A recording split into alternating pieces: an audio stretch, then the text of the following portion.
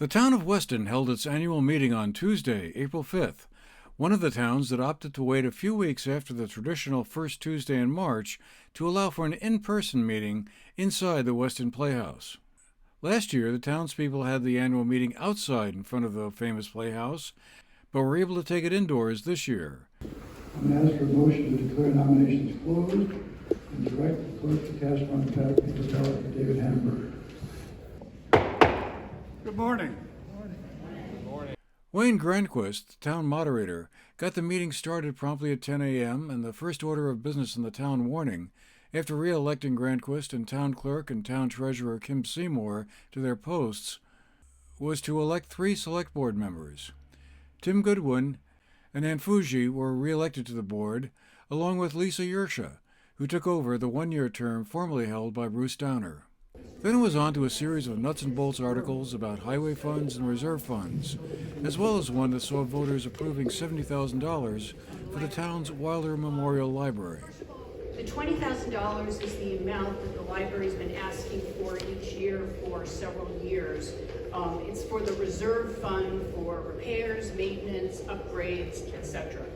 The $50,000 is a different amount, and that was what the town contributed last year to a newly formed nonprofit organization called Friends of the Weston Community to help buy the Riverside property previously owned by the Coughlin family.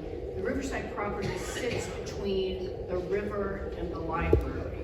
And the reason that the Friends wanted to buy this property was that would provide the library with the needed water, septic, a bathroom, ADA accessibility, and some parking, and even a hopefully some sort of park for the community at the far end of the Coughlin Riverside property. All the articles in the town warning were approved by voice vote, and the main item of discussion at the meeting centered on a study that has begun to explore improving pedestrian safety and walkability in the village. The scoping study has been underway in exploring what could or should be done to improve the sidewalks, and the topic dominated the second half of the meeting, which lasted a little more than 2 hours. I think, to my knowledge, it was about 67 people who responded to the survey, which was 10% of the town population, quite a bit more in terms of the voting population, which is not a bad survey sample. What we felt was important was coming before this town body to say, do you still support us moving forward? What was clear in that survey was 76% said, move it forward, this is important to us in some way, shape, or form. But I want to echo what Jim's saying, and I know Nikki will be saying, if you're up for standing up, is that, and we said it very clearly, vote yes at this point is just an endorsement of the work that we're doing. We stated in the second phase, in the backside of the letter, that we're in disagreement as to what the future of this looks like. We're not sure where it goes, but the majority of people we've engaged with have said something needs to happen, so continue to explore. And as Jim said, we got a grant for this. I know from my employer, the Vermont Country Store, we put up money to support this for because we feel this is important to the safety of the town. And so that's really what this non-binding vote is a show of support for where this group collected in this room, do they support this or not? This is really just asking for the support of the town, and I will read exactly what we said on the letter.